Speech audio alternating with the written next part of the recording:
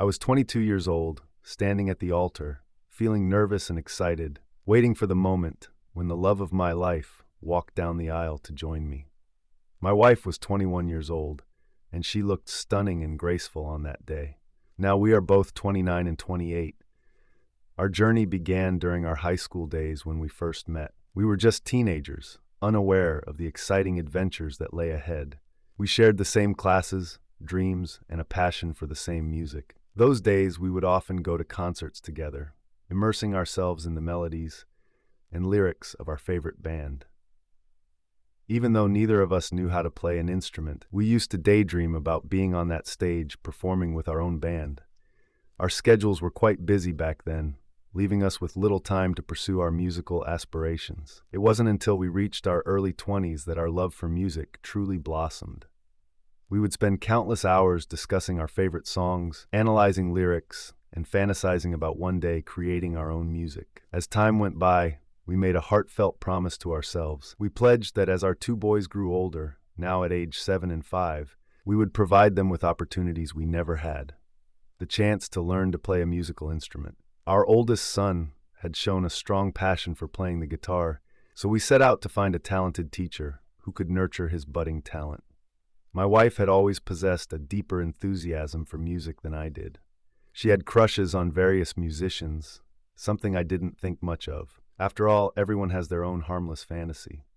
A passion for music was contagious, and it only made me love her more. I admired her unwavering dedication to the art form and how she used it to connect with our boys. During those early years of parenthood, my wife worked part-time at the local high school, which left her with plenty of free time to bond with our boys. She became their musical inspiration, introducing them to the magic of music. She would play their favorite tunes on the stereo, and as they danced around the living room, she would sing along, creating beautiful memories filled with laughter and joy. When our son reached the age of 7, my wife and I believed it was the perfect moment to keep our promise and get him into a music class. We wanted to support his growing interest in playing the guitar. But as we pondered our options, my wife had a particular musician in mind, someone she claimed to have noticed performing at a bar during one of those rare nights we managed to go out together. Little did I know that my wife had taken the initiative that night to approach this musician and exchange contact information.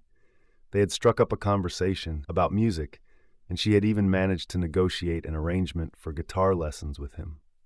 She claimed that she had kept all this a secret, waiting for just the right moment to surprise me with the news. I can vividly recall the evening she chose to unveil her plan. It was a cozy night at home. The kids were snuggled in their beds, and we were sitting on the couch, enjoying a glass of wine. She had a mischievous sparkle in her eye as she began to talk about our son's upcoming music lessons. She started a thoughtful look on her face. I have been giving some serious thought to who might be the perfect teacher for our young guitarist. I leaned in and tweaked. Who are you thinking of? A smile played on her lips as she admitted. Remember that musician we caught performing at the bar a while ago? The one who wowed us with the incredible guitar solo. Recognition dawned on me. Yeah, I remember him. With enthusiasm in her voice, she nodded and said, "Well, I have actually been in contact with him, and he's agreed to give our son guitar lessons." I was taken aback by the surprise, but unsure about her initiative. "You did all this behind the scenes." She chuckled and confirmed my suspicion. "I wanted it to be a surprise for both of you. I truly believe he's the perfect teacher for our son, and I know our little one will learn a lot from him." We spent the remainder of the evening hashing out the details of this arrangement. My wife had already negotiated a fair price, and it seemed like our son's guitar lessons were becoming a reality. As the weeks went by and our son's guitar lessons commenced, I couldn't shake a growing sense of unease about the situation. My wife had been adamant about hiring the musician from the bar, and although I trusted her judgment in many aspects of life, my instincts were telling me that something didn't quite fit right with this particular choice. I made up my mind to meet the musician in person during one of our son's guitar lessons.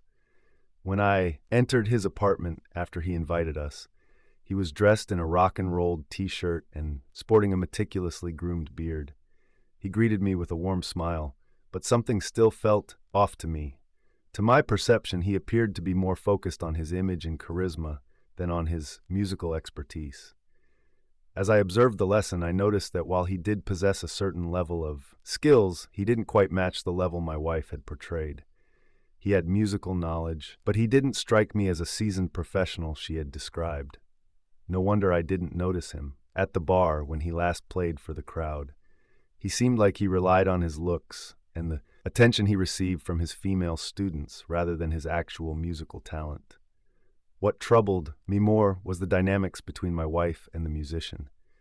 There was an undeniable chemistry between them, a connection that extended beyond the typical professional relationship.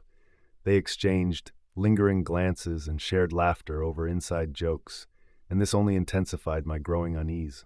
I resolved to have an open and honest conversation with my wife about the concerns nagging at me. I voiced my doubts regarding the musicians' qualifications and my discomfort with the way they seemed to gaze at each other. However, my wife brushed aside my worries, attributing them to jealousy without any concrete evidence of wrongdoing. I reluctantly tried to convince myself that I might be overacting. I allowed our son to continue with his guitar lessons, promising myself that I would stay vigilant and watch for any signs.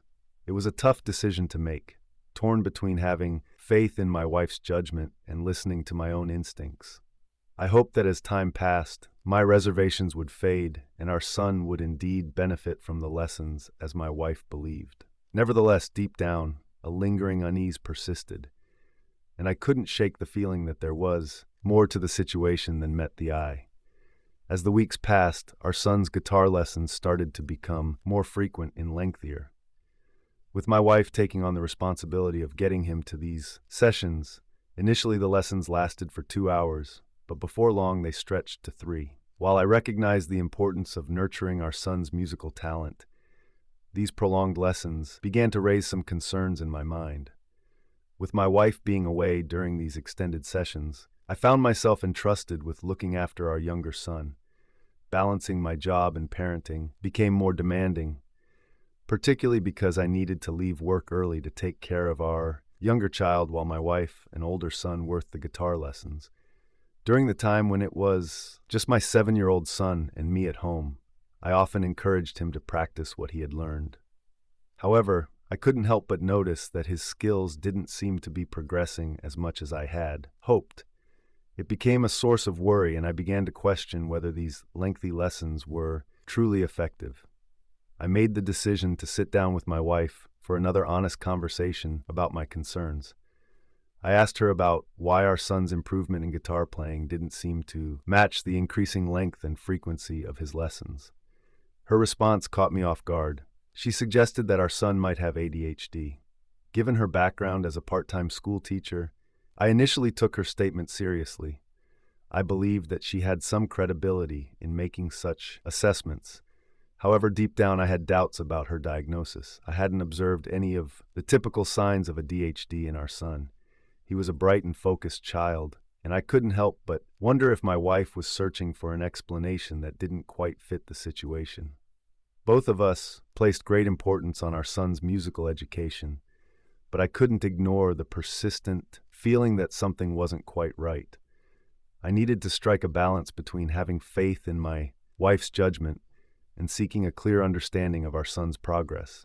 It was a complex situation that demanded careful consideration and communication to ensure that our son's best interests remained our top priority. One day, I decided to have a talk with my son to understand why he didn't seem to be making progress despite the extensive training he was supposedly receiving. To my astonishment, my son revealed that he spent most of his time with my wife's parents. His revelation left me shocked and deeply concerned. How could my wife and the musician have led me to believe that our son was undergoing intensive guitar training for hours each week when, according to my son, they barely practiced for a few minutes before my wife dropped him off at her parents' house? This stark difference between what I had been told and the actual reality of the situation sparked a rush of anger and frustration within me. I couldn't shake the feeling that something was seriously. Moreover, I noticed that there was an unusual transaction on my credit card where $100 was withdrawn and then reimbursed within 24 hours, sometimes every week. This coincided with the days my son went for his lessons. With determination to get to the bottom of the fence, I initiated my investigation. I began to discreetly check my wife's schedule and the musicians' availability during these supposed lesson times. It didn't take long for me to discover that my wife's actions did not match the story she had been presenting to me. It seemed she had been misrepresenting the situation, and I couldn't comprehend the reason behind her actions. I recognized that I couldn't avoid confronting my wife about the unsettling discovery I had made. However, I was determined to understand her motivation and the intention before jumping to conclusions. A weight of my suspicion and the imperative to discover the truth eventually drove me to take drastic action. I arranged for a babysitter to care for our younger son, giving me the opportunity to discreetly trail my wife during her next scheduled music training session with our older son. The music training was meant to happen at the musician's house, and it didn't take long for me to sense that something was awry. As my wife and our son arrived, I discovered that the musician had a girlfriend and a daughter from a previous relationship living with him. This added yet another layer of complexity to the already complicated situation. During that training session, which lasted a mere 15 minutes, my wife dropped off our son at her mother's house with unfolded. Nest confirmed my worst fears. My wife left her car at her mom's place, and the musician arrived to pick up my wife after she dropped off our son. The pieces of the puzzle clicked into place, and the truth became painfully undeniable. I followed them, my heart weighed down by a profound sense of betrayal and anger, to a bar located across town. They strolled hand in hand into the bar. There was no mistaking the nature of their relationship. They carried themselves with confidence, the demeanor of a couple deeply in love. After spending a few minutes at the bar, they walked hand in hand to a cheap motel nearby, which explained why I was receiving a charge on my credit card from a hotel. Feeling deceived, humiliated, and consumed with rage, I could hardly believe my eyes. To confirm my suspicions, I decided to call my wife. When she answered, I inquired about her whereabouts, fully aware of what she would say. She replied, "Oh, I am still at our son's practice." Her blatant lie was a devastating blow. It felt as though my world was crumbling around me as I grasped the extent of the betrayal, not just towards me, but also toward our son, who had been unwittingly caught in the midst of this deception. It was a profoundly painful moment that would forever alter the trajectory of our family's life. I knew that I had to confront my wife about her actions and the devastating consequences they had on our marriage and our children. In the midst of overwhelming anger and a profound sense of betrayal, my emotions spiraled out of control. The thought of my wife and the musician being together in that motel room was unbearable. I gave them 10 minutes, a simmering rage building inside me, before I made a decision. With trembling hands and my heart pounding in my chest, I approached the door of the motel room, a mix of dread and determination washing over me. As I reached the door, gathering my courage, I knocked loudly and declared, "Open up, police." The musician answered the door wrapped in a towel. I couldn't contain my anger. I struck him, pulled the towel away, and left him unconscious in the middle of the hallway.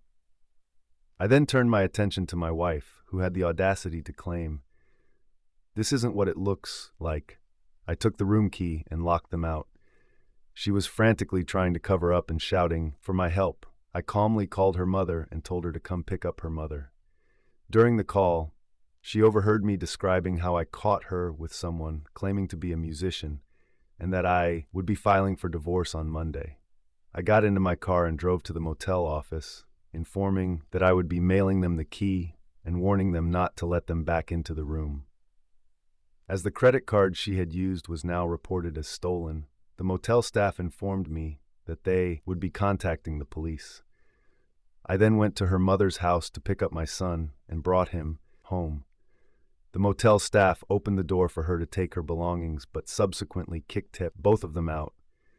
My wife returned home the next day, cheerful and begging for forgiveness, admitting her mistake. However, I made the difficult decision to ask her to leave the house and stay with her mother. The following day, I consulted a lawyer and initiated divorce proceedings. Thank you for staying today. End of this video. Please support this channel by liking and also subscribing. Now let's get some reactions in the comment section. Thank you and have a wonderful. Thanks for watching. Please like this video and subscribe my channel.